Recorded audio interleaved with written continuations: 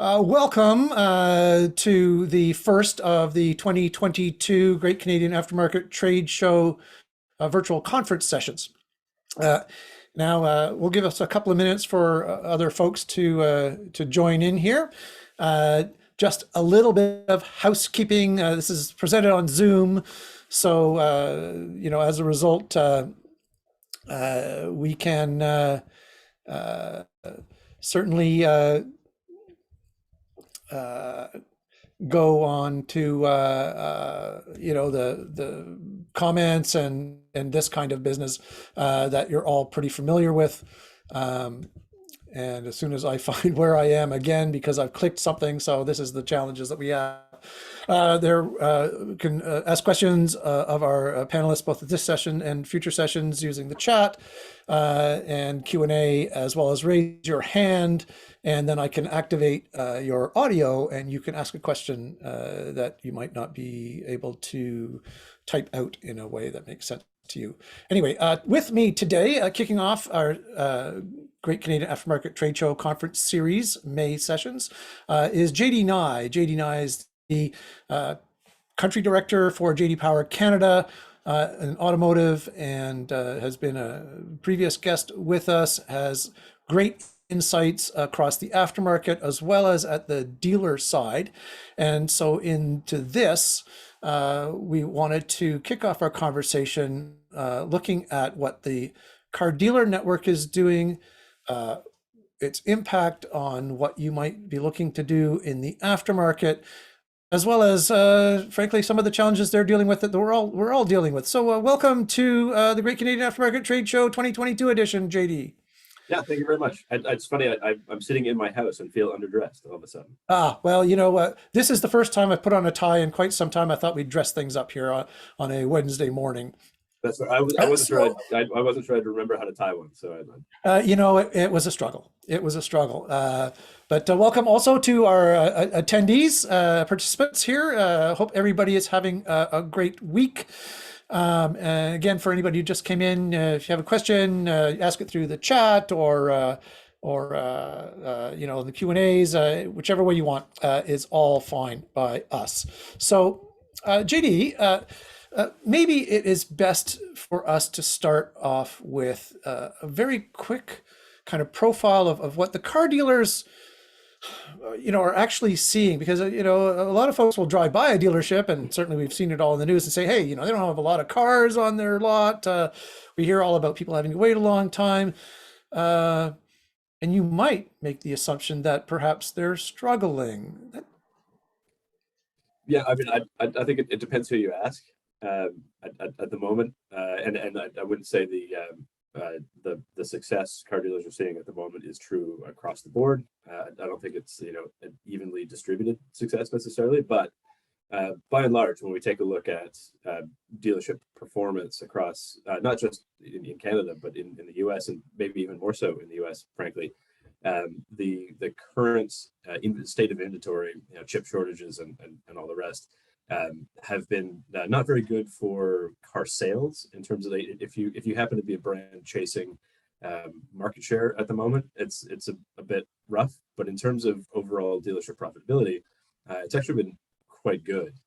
The profile right now is that a lot of dealers are selling more profitable vehicles. Obviously, when a manufacturer is facing a chip shortage, they tend to put those chips into the vehicles that are the most profitable for them, that sell at the highest dollar. So you're selling a lot of larger vehicles, higher trim specs, and those vehicles get the rare chips first, and so those are the ones that are on dealer lots, and they're only on dealer lots essentially by order. And so dealers are selling every car they can possibly get. They're selling more profitable vehicles, and so overall, from a dealer perspective, I think things are pretty solid at the moment, despite what an empty parking lot might look like. Right. Yeah. I mean, I guess, it occurs to me that car dealers, I certainly don't have any insights into all of the finer details of their finances, but if they don't have cars on the lot, they're kind of selling. There's an old adage that you can't sell from an empty shelf. They're sort of proving that wrong, because they're selling cars they don't have yet. Yeah, and people are it's expecting very to much. wait. So I don't have to like carry all this inventory, and that's, got to show up somewhere in my finances, right? Yeah, absolutely. It's much closer to how cars have been sold in say Europe for a long time, where you don't have expansive dealer lots in large European cities for obvious reasons, and so it tends to be much more of an order and deliver economy from a car sales perspective there, and that's frankly what we've seen in North America for the last 2 years. Right. Right now, occurs to me, if I'm a dealer principal, or GM at a dealership, I'm spending my day uh, really trying to get vehicles in and find inventory where I can find it. Obviously, looking at the whole operations, um, but also, looking at a pretty healthy bottom line. Often, as you said, not every case, not every dealer, not all the time, based on unit sales. If I've right sized my staffing by now through the pandemic and whatever I need, and I'm selling, as you mentioned, the high margin vehicles. I might be pretty comfortable, and I guess I'm speculating here, but am I going to be spending a lot of time worrying about my service side of the business? We've seen them come and go, right? They get all the dealers get very focused on the fixed ops, as they call it, when they're not selling a lot of vehicles or when they're not being particularly profitable, or whatever challenges are. And then when all of a sudden the sales ramp up again, or their profitability ramps up, they kind of go back to selling cars, or focusing on being car sales operations, not car fixing operations. Is any of that ringing true with you, JD? Yeah, I mean, I think in this particular market cycle, it's a little bit too early to tell. That was definitely the story that we saw, say, in the kind of the mid aughts through to the recession in 2008, 2009. The story we were telling at that time was as new car margins were being ultra compressed, leasing vanished.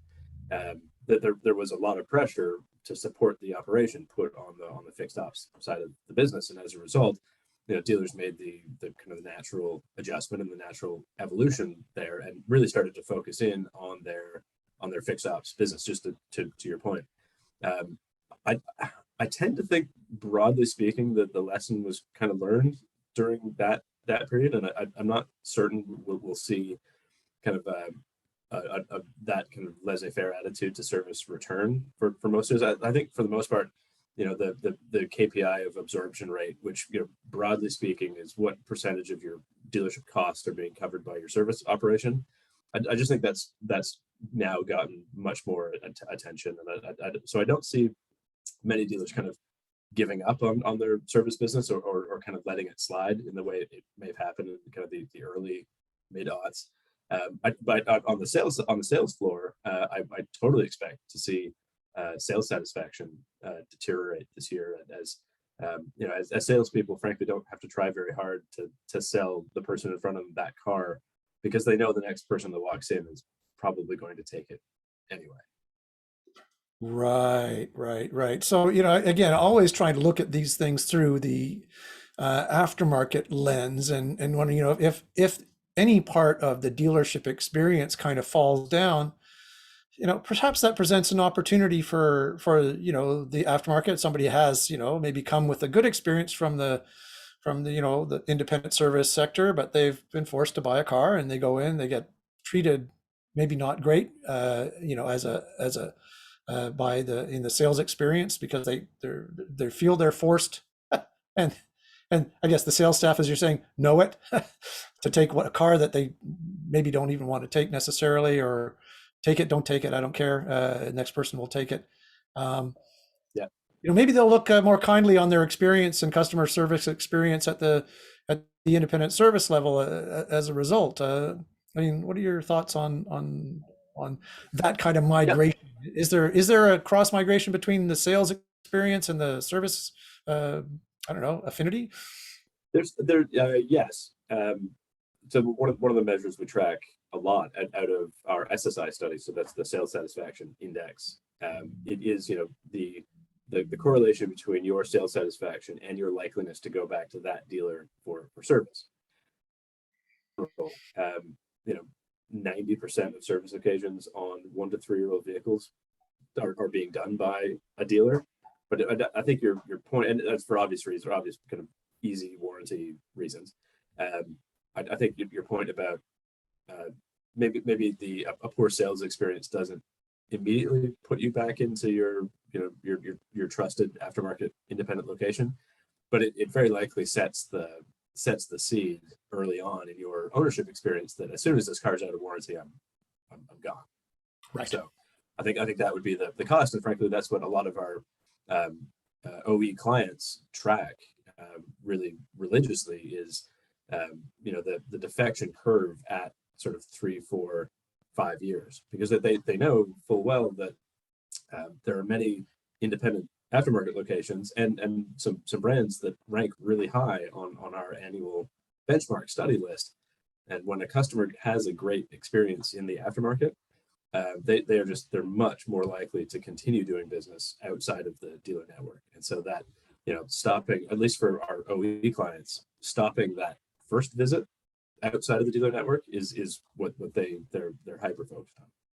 Right. So, kind of on the kind of flip side of that then is for the aftermarket to do their best to attract that first visit or return, if that's the case, because my gut tells me that it's a lot of return too.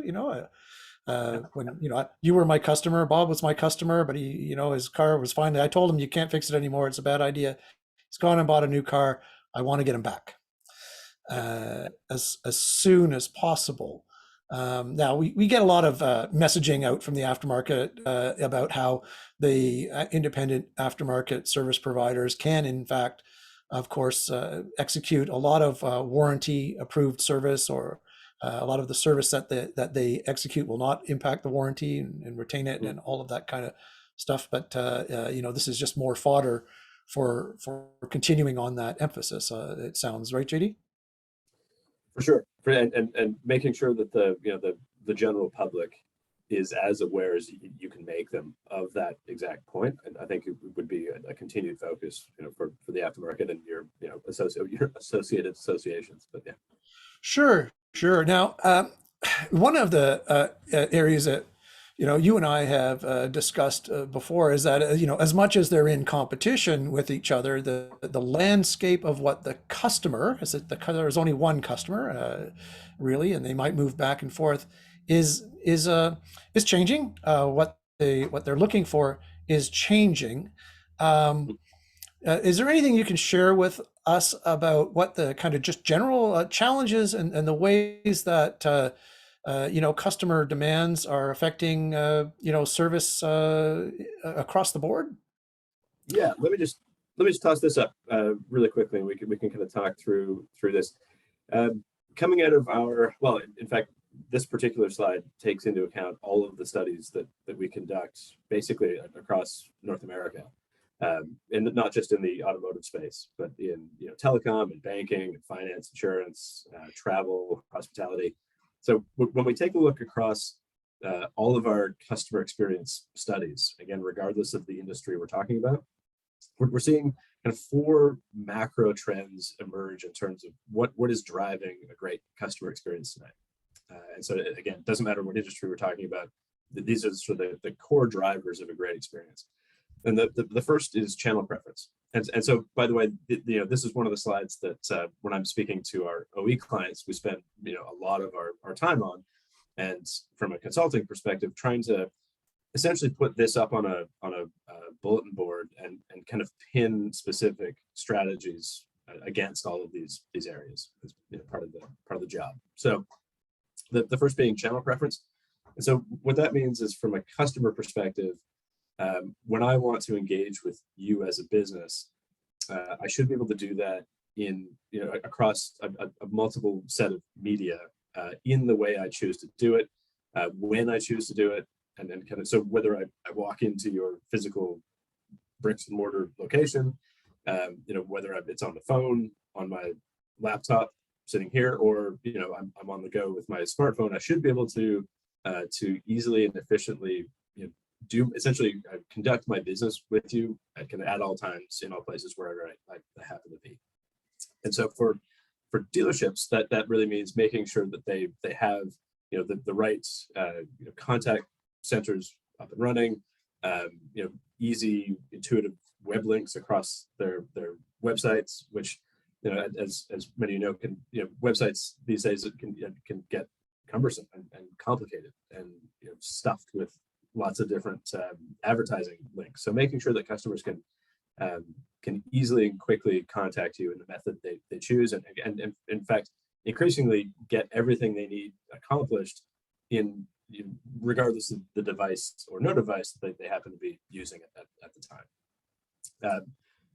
So that's sort of the channel preference concept. And so obviously for the aftermarket, making sure that you have the same type of service booking capabilities, customer contact capabilities that your competitive dealers in your region or in your town happen to have.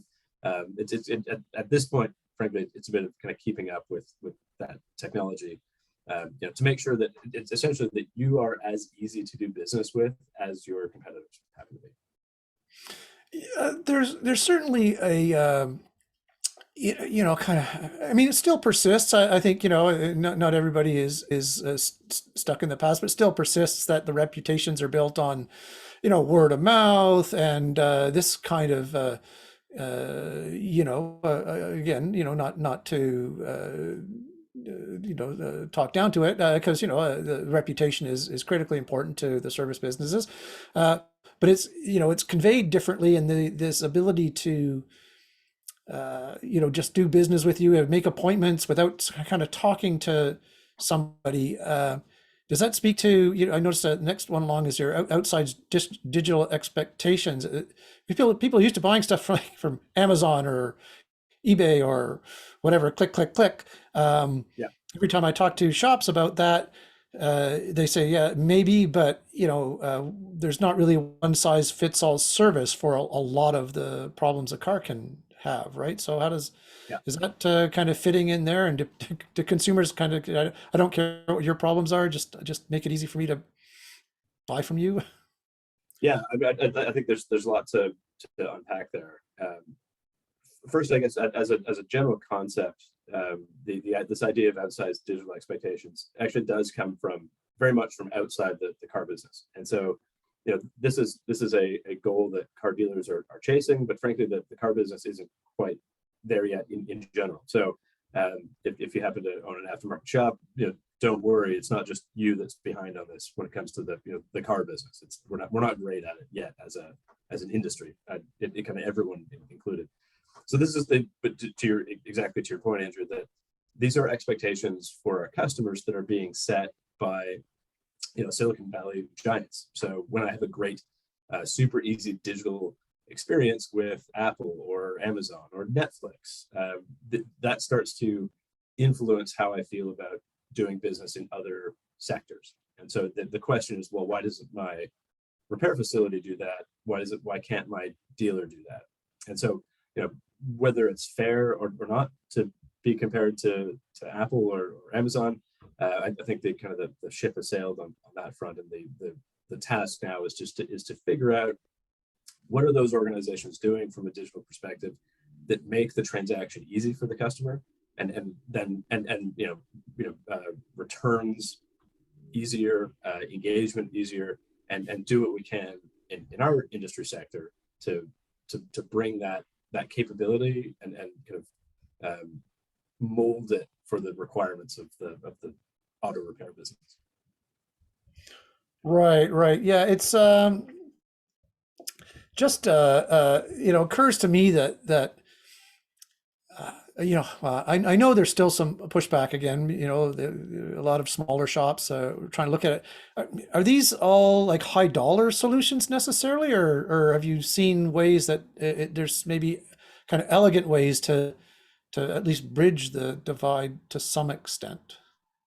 Yeah, that's a good question. I mean, from an IT implementation perspective, I'm definitely the wrong person to ask on that front.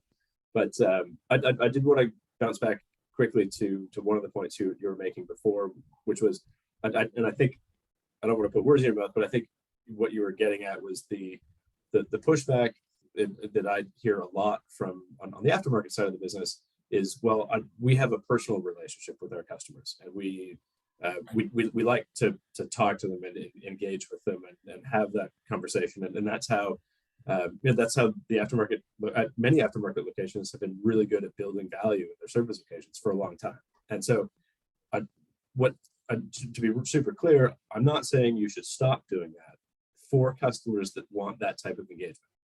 What we are saying is that to acquire new customers, particularly the types of for the types of service that, if we go back to the conversation we were just having about how do you pull that customer to the aftermarket for that first visit, it's probably not for an important repair, important repair is the wrong word, but it's probably not for a major repair at 4 years of ownership or something. That service occasion is much more likely to always go back to the dealer, but you're much more likely to be successful in pulling that customer out of the dealer network for a very easy, simple maintenance occasion, because the dealer was too busy, or now because of the ongoing pandemic, they're no longer open on Saturdays, or whatever the reason is. My guess is that you're going to be much more successful in pulling that customer out for a kind of a highly convenience-based repair occasion. And the more you can be convenient for the customer for that convenience-based occasion, I think that the higher your chances of success will be in that. Then just speaks immediately to having the tools in place that will allow the customer to, to book online, choose their own appointment time, drop the car off, go back then about their day, and come back when the vehicle's ready. That's my guess is at this point that's going to be kind of the your most fertile hunting ground for that first occasion. Sure. I mean, it makes sense to me, something that's fairly easily put on a menu pricing type of detail too, right? Like Absolutely. Changing over my winter tires because the dealer is now, booked up till May 24 weekend. Yeah. And I've got to do some driving, which is a real thing, right? Back again, people are actually needing to drive again, or it occurs to me other issues like just oil changes. Certainly, that more business can spring from those visits, and should for any shop that's doing proper inspections. But it's certainly something that, at least from where I sit, would be fairly direct, being able to offer a price that's about right, and somebody can schedule it, right? Because about how long it's going to take to do an oil change and to do tires, as opposed to, I have there's something wrong with my brakes. Right. Can I? Right. How long is that going to take? Well, how long is a piece of string? We don't know. So yeah. So an entry level kind of. Once you have them in, and then you can show quality of your service and 100%. Then be high touch. Be show them a really high value service occasion by being personal and engaging, and all the other factors that have frankly been kind of the cornerstone of success for a lot of aftermarket locations for, I don't know, like a century. Keep doing that, but don't kind of miss out on the opportunity to do that by kind of insisting on kind of an older school kind of high touch introduction to that service occasion. Right. I know, quite a few independent service providers are, doing a fair bit of social media marketing, and as a result of that, they're attracting new customers. But it would seem kind of counterintuitive to do a bunch of social media marketing and then say, well, phone us, Yeah. Here's our fax number. Yeah, or something, I have a question. Is there any data on OE technician headcount pre-pandemic 2021 and current? Yeah, it's a good question. It's something we're always trying to figure out how to get access to. Historically, surveying businesses and dealers has been challenging, although it's something we do. But anecdotally, I think what we hear, the technician count overall is probably down. But I think, as I think I mentioned just a couple minutes ago, a lot of dealer operations stopped doing service on Saturdays.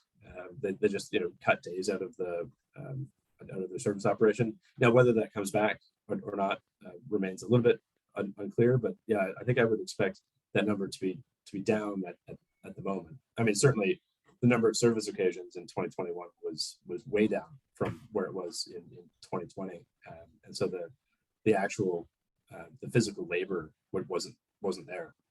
And what we we're the study we used to access our kind of market share and service occasion data is in field for 2022 right now, and so in August of this year we'll have an update on that, because frankly 2021 looked very much unlike any other previous study year we had. It was an enormous outlier in terms of market share swings between the aftermarket and dealerships, the total amount of revenue flowing through the industry. So just in general was way down. The number of service occasions per vehicle or per owner was at kind of a historical low. So whether that continues or starts to improve, we don't know at the moment, but we're eagerly anticipating the August data release on that, because I think it'll be interesting to see if we're kind of continuing with 2021 type numbers, or if there will be a rebound. Interesting, yeah, because we did see some dips in the order of billions of dollars in worth of service occasions, and it was significant, and the dealerships, if memory serves, took a greater hit from that than the independent sector as a result of a lot of kind of regulatory things too. Because they're bigger operations, they had to stay closed for longer, whereas the smaller ones, some of them were able to stay open, and staffing issues and concerns and safety concerns, all of these things seem to stack up more against the original equipment service sector than it did against the independent automotive service provider. So yeah, it's going to be interesting. They did. So in 2020, I'm going to say the percentage of revenue flowing through and just to be clear, for our analysis, we look at vehicles that are 4 to 12 years old. So that's the kind of the universe that we analyze in our CSI long-term study. And so in 2020, the total, if you took all of the dollars spent on servicing vehicles that were between 4 and 12 years old, dealers captured 60% of all of that revenue. The actual number of service occasions was much closer in terms of a 50-50 split. I think the aftermarket had slightly more service occasions as a kind of a market share, but dealers were taking 60% of the revenue. So it was a 60-40 split. And in 2021, the aftermarket had clawed back about 4 percentage points of that revenue market share to the point. So they were at 44% of the overall revenue. Now the size of that revenue pie was way down. It was down about 25%, I think, or going from memory from last August, but I think it was something like a drop of $2.5 billion between 2020 and 2021. So it hard to say that it was like a really good news story for the aftermarket, but it was a less bad news story for sure. Right. So the kind of the real test is going to be whether they've been able to retain, that the revenue, right? I mean, the for service occasions are great to have, but as I've been reminded regularly, in my adult life, you don't pay the electric bill with percentages; you pay it with dollars, and so these are the things that are going to come to a head. Now, getting back to the slide that we're looking at right now, I mean, service expectations, for immediacy and minimal friction. I mean, these are kind of what we talked about both in person and digitally, whatever the touch points are. What's going on the frontline evolution? That's something we haven't really talked a whole lot about in the past. And how does that relate between dealers and the independents? Yeah. So I mean,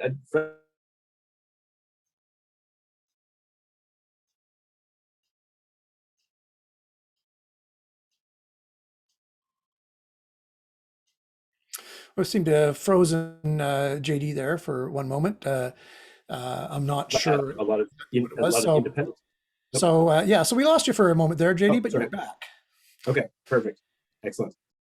Um, yeah, so on this side of things, the evolution of frontline staff, this is where I think the aftermarket does have an existing advantage over a lot of car dealers. Um, the role of the advisor in many independents and kind of top rated um, aftermarket brands, like I say, Great Canadian Oil Change, Napa Auto Pro, this tends to be a strength of the aftermarket. So when we're looking at our annual study, it's kind of it ends up being a bit of a choose your own adventure to see which brands get to the very top of the rank chart each year. Some brands like I think in 2021, Audi was a top rated OE brand, and they get to the top with a very different profile than say Great Canadian Oil Change or Napa Auto Pro, who are two really highly rated aftermarket brands. The aftermarket brands tend to score very high when it comes to like the engagement with the service advisor, whereas they don't have the same advantage that say an Audi has on dealership amenities or service provider amenities. So it's a bit of a kind of a different path, but the transforming the role of the advisor or whatever the frontline person happens to be in kind of your industry setting, moving that role away from something that at least the customer feels like a salesperson or kind of the old school kind of double finger gun sales guy approach to something that feels like a value added person for the customer. So that role isn't just nakedly sales. It's consultative and kind of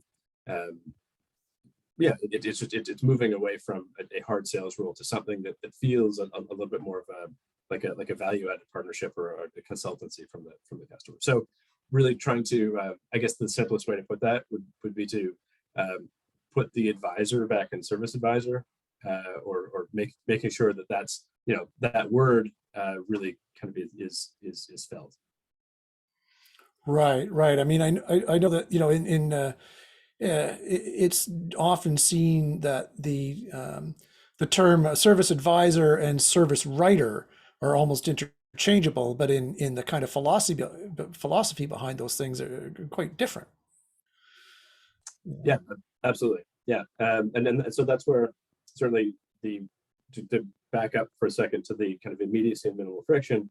If you have the right processes in place when the customer arrives, and you should know more about the customer, why they're there. So that kind of drive-in interview process is much faster than it traditionally has been, because I've filled out a lot of information about why I'm there, when I'm going to be there, what needs to get done before I've shown up. And so, but that ends up being a bit of a pitfall as well, though, right? Like if I show up having given you all that information, and I'm forced to kind of give it to you again when I arrive, then it's sort of like, well, why did I bother in the first place? But as long as that's handled appropriately and properly, that write-up process should be pretty quick. It's more of a confirmation than an information gathering session. And then from there, then the kind of the advisory work can begin, and that's where we see time again when that customer feels like someone is really focused on them and their needs, when they provide helpful advice, when they do like a thorough kind of walk around assessment of the vehicle. That's when we see all of the satisfaction scoring and ultimately all the kind of return for service and loyalty metrics. That's when we see them kind of really spike. Sure, sure. I'm thinking in sort of simple ways. I show up having booked an oil change, and so I shouldn't be asked by that service advisor, what can we do for you today? I'm Right. here for oil Yeah. change. It's more like, well, do you have a brand preference? This is the oil we have on bulk, but we have certainly the other ones. Do you have any preferences?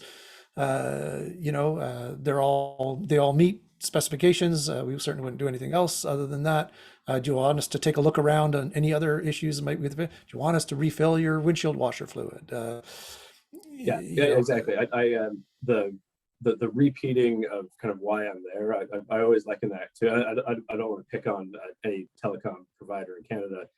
You could probably guess one of two. Like when I call them, and I'm with a customer service agent, and the first question they ask me is, what's your phone number?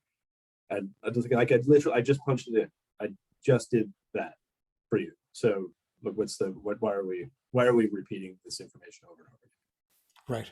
Right. Yeah, I guess we can all and imagine that if you're having to do a hospital visit and the triage nurses and whatnot ask you the same set of questions over and over again, it might be because they're wanting to really be sure. I don't know that we need the same amount of rigor when I bring my car in for service. Yeah, yeah, But it is an opportunity, right, to sort of take the next step and to say, okay, well, I know you're here for oil change. Is there anything else we can do? Do you have your winter tires on still? Is that something that if you don't want to change them now, can we schedule something for maybe another visit? yeah. And say because right, sort of slow it down. I mean, we've certainly heard consultants and trainers over the years talk about the importance of kind of slowing down the conversation and not kind of trying to whip right through it and here sign here and all that. I mean, there's a limit. I don't know that we want to engage the customer there for an oil change in a long, drawn out 10-minute conversation. They probably want to get on their way. Uh, if it's a morning drop off or whatever the situation is. We spend a lot of time with our consulting clients trying to coach on the appropriate identification of what type of customer is standing in front of you, and to a certain extent, it's driven by what type of service are they there for, because I think there's for better or worse, it used to be we would try and coach to like one really really effective set of customer experience handling standards and processes in the service department, and increasingly that's being fractured to specifically address the needs of the individual standing in front of you and providing a more personalized level of service, and to an increasingly large, I would say, percentage of Canadian vehicle owners, what they value is their time and the convenience. And so if you can, so the least amount of time it takes to get this done, or the least amount of time it demands of me being away from my or my home office, being away from whatever my other commitments happen to be, those are the organizations that are going to win my service business. Well, on the same side, there is still a set of the driving public who appreciates that slower, higher touch, more kind of personal relationship chat at the advisor desk. And I think it's important to start to try and recognize what person is standing in front of you. If it's a person that needs an oil change in the most immediate and minimal friction way possible, then and execute that and execute it really well. Are there any clues that you can share with us to help identify? I mean, I think, the mind boggles at how do you see inside someone's mind, but are there some clues that you can look for? Yeah, I mean, and this is obviously it's a big training exercise, and I know from reading the magazine that the training remains a hot button topic for aftermarket locations these days. But I would say it's kind of like take the Marshall McLuhan lesson that the medium is the message. And so if someone has booked their service occasion online, given you the information you need to do the oil change, or they've let you know that they're going to have their summer tires in the trunk, the lock key is in the cup holder, so they need the oil change and those tires swapped, tires are on rims. They've marked a box that says, send me text message updates, send me emails to let me know how things are going. Then that is more likely to be a person that is looking for convenience, right? As opposed to someone who has driven the vehicle over and kind of walks in and starts having a chat. Try to, and it's not to say that the person that has done all that work online doesn't want that. So you kind of have to assess that upon their arrival. But to me, someone that has tried to upfront almost everything in the process, to literally drop the keys in a box somewhere and be on their way. It's not to say that if you don't provide them with a really personal experience, like they might just be totally fine with that, because what the service you provide for them is that automotive service that requires the absolute least amount of their input, effort, and time, and that's what they that's what they value. Right. Right. It occurs to me that, there it would not be unusual for a service advisor upon pickup time, if the person's coming in to the service counter to actually pick up their vehicle, and then want to engage them in a conversation about all these different things that they could do, and maybe other service needs that they might have seen. Whereas if this is somebody who had done everything remotely, maybe that conversation turns into, we found a few things, we'll send you a note. Yeah, brilliant. I think we've got your email on file. We'll send you that information. An inspection report. They'll send you that inspection report. We found some things. We can talk about it, about how you might want to handle it on a different visit, or obviously if it's something that is hypercritical, needs being done, then that's takes a priority. But a lot of times are not like that. So, this is great. So overall, I guess is there any sense that the landscape of the competition between the independent aftermarket service provider and the car dealer has really changed appreciably, other than some of these outliers that we talked about that kind of are driven from outside forces, or is this, are they still kind of in lockstep competition? Well, there we go. Yeah, imagine that. I've got a rank chart for you, and so to be, we've Great Canadian Oil Change is just highlighted here as the top aftermarket brand in the 2021 study.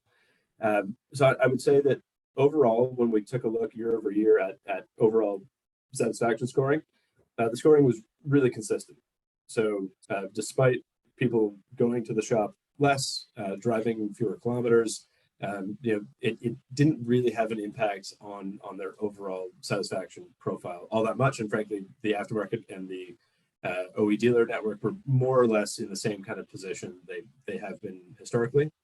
So as you can see at the bottom there, independent repair shops, we can't put them kind of in the official rank list. Obviously, they're all independent businesses, but they kind of slot right in near the top, so about number 3 overall if they were kind of a group.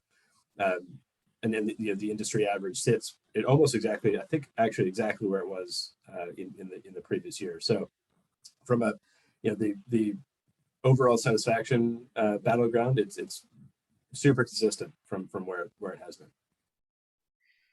Right. It does look like that a couple of the I look at just on the dealership side, that Volkswagen dealerships improved their ranking by 11 points, and GM dealerships by 11, and Ford Lincoln dealerships up by 19 points on their overall satisfaction ratings. These are significant moves, are they not? I mean, obviously, Canadian Oil Change up 32 is very significant. Yes, yeah. I would keep in mind that we're for our studies, we're looking at 1,000-point scale. So yes.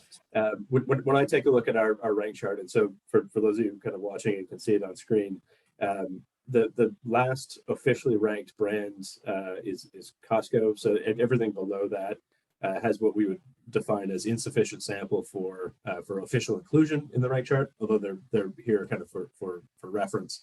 I tend to look at our rank chart as kind of performance neighborhoods, if you will. So for example, Audi dealerships at the top compared to Great Canadian Oil Change, that's a 2-point difference on a 1,000-point scale. And so there's no appreciable difference in terms of overall scoring. Although, as we talked about before, that's not to say that the experience is the same at an Audi dealership and a Great Canadian Oil Change. It's absolutely not. But just the the way that each of those brands gets to achieve an overall score in the kind of the 820 range is really different. Great Canadian Oil Change would super over index in value for service and the interaction with the advisor, or for them especially, it's the initiation process. It's super fast, super easy. Whereas Audi dealerships, would over-index compared to some aftermarket brands in terms of amenities offered and the dealership itself, and the facility-related kind of questions. Right, right. So it's the cappuccino bar and whatnot at the larger newer dealerships, puts them in a different kind of area on those amenities, whereas the speed of uh, my greeting and my transaction puts the aftermarket service provider, uh, that's their strong point, right? Yeah, certainly fewer cappuccino bars over the last couple of years than or the cappuccino bars have been underutilized in the last couple of years. But yeah, in general, yes. It's all true, all true.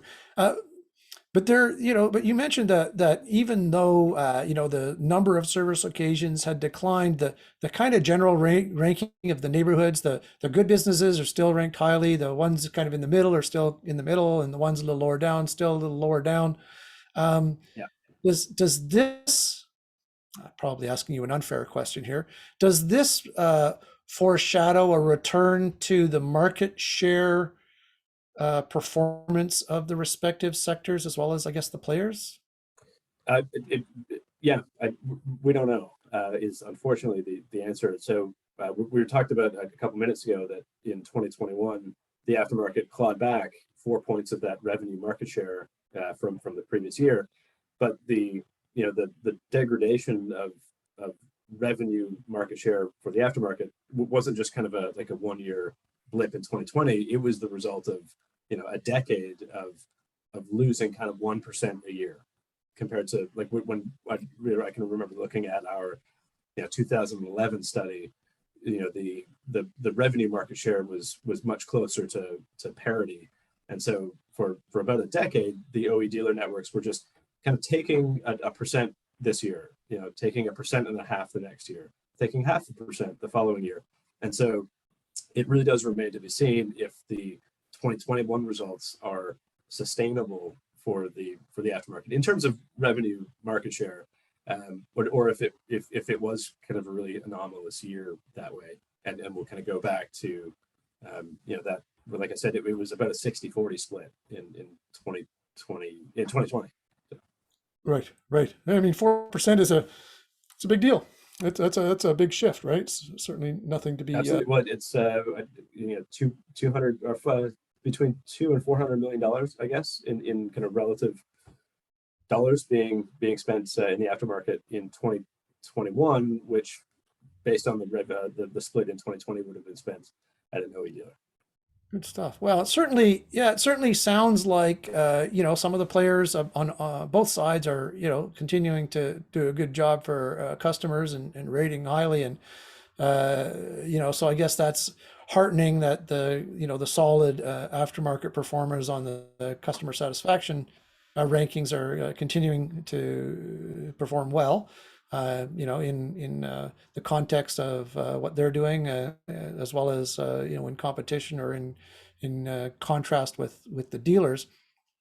Is there it sounds like it's maybe not a fair question. The underutilized cappuccino bars, is that the only avenue left for the aftermarket, or is there still a lot of room for the independent aftermarket service providers to improve on the things they're already good at, to both rate on customer satisfaction rankings like this, as well as to that importantly to win the revenue and customers?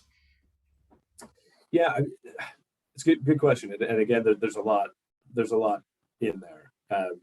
That might have been the question of like define the aftermarket in general and what makes the business work, which I'm not sure I'm qualified to answer, but I think depending on where your aftermarket organization falls on this particular list, and also what it is you purport to do as a service organization, will really kind of define that strategy. And I'm very aware and conscious of the fact that the overall revenue market share for the aftermarket, it may or may not be a relevant metric for a Great Canadian Oil Change organization or a Fountain Tire, or just because of just because the overall market share is X doesn't mean that's what the market share of the very specific type of service we provide happens to be. So it's a measure we use to look at a macro level of what is happening in terms of consumer behavior,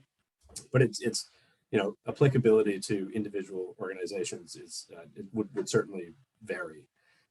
So if chasing the revenue market share, if you only provide oil changes, for instance,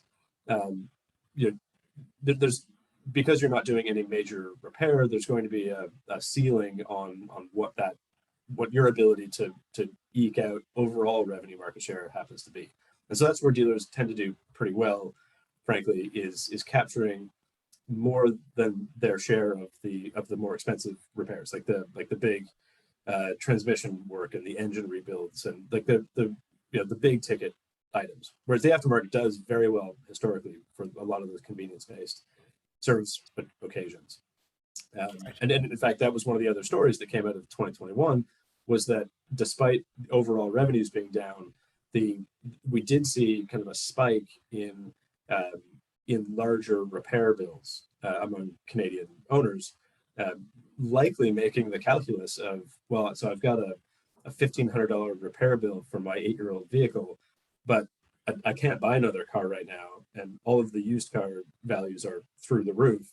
And so now all of a sudden that $1,500 repair bill that's going to keep my car on the road for the next 2 years, like that's a fairly pragmatic decision that I can make, right? And that all of a sudden that, whereas that $1,500 might have been a tipping point in, say, 2019, that it's kind of a different family budgeting calculation for, at least it was last year.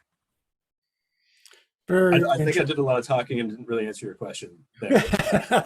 Well, I think I do hear at least a seed of an answer in there, which is look at your own operation for the individuals, businesses out there, and really think of it in the context of the impact that it can have on your business, not necessarily look at just the overall kind of global market share or national market share for your type of business, or your if you're a part of a group, as a dictator of how well you might do running your business, because there's obviously a lot of variabilities by your market, by the kind of services that you're called upon to do, even finely sliced items like, where is your specific location in relation to other specific locations that you might either compete against or provide complementary services that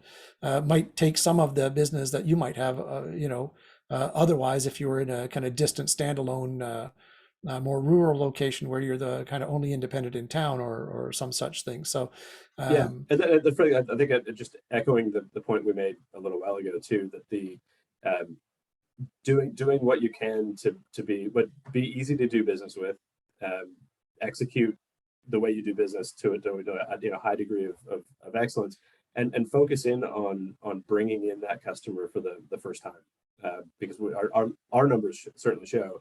I think I mentioned this before, that when a customer has that first experience in the aftermarket, it tends to be really good, and then over the next couple of years, we can see that person entrusting more and more of their service types to that now trusted aftermarket location. So it doesn't happen all at once, typically, but it's like, I'll try that independent for this tire change because I can't get into the dealer. Oh, that was super easy, great, really friendly, awesome guy. Keep that in mind. Oh, now I need an oil change and the dealer can't get me in for the next 2 weeks and this tire rotation. So I know this person now. So you sort of build off of that first exceptional experience, which kind of goes to this point. I just wanted to make this point before we end. It tends to be a really good slide to show. If I'm not sure who's on the meeting today, but if you're involved in a larger network, showing individual franchisees. What we're looking at here is the importance of not just chasing an overall satisfaction score, although it's super useful as a metric, but it's looking at the impact of that satisfaction score, which is, as you can see on the screen, is across the x-axis. So what the slide says basically is, as you move further to the right on the x-axis, so too do you move up the y-axis, which in this case is the percentage of your customers that say, yes, I'm definitely coming back for service the next time I need it. And so it's not so much about trying to move your organization and say, we need to improve our CSI score by 40 points, depending on where you are in the last rank chart we just looked at. Because from an individual franchisee perspective, the brand's score, it's kind of nebulous. They don't have a ton of control over it necessarily at a kind of individual level, but what you do have is the ability to change that conversation and say, we're not looking for a 40-point improvement in CSI score. What we're trying to do is open the door for you, Mr. and Mrs. Franchisee, to unlock an increase of 6, 7, 8 percentage points of your customers that will definitely come back to you the next time. And then we're moving the conversation away from, just a kind of theoretical discussion about experience score to, how do we make more money the next time? Right. Well, this has been very, I mean, that's kind of the point, right? We want to, all the businesses to, serve the customers well, give them a great feeling about coming, getting a really effective and accurate service, of course, keep them safe on the roads, but also, be successful in business and make sure that we're keeping those customers again. So we're getting close to the end here. I did want to say that we do have some more sessions coming up this week. This is being held live May 4th, so may the 4th be with you.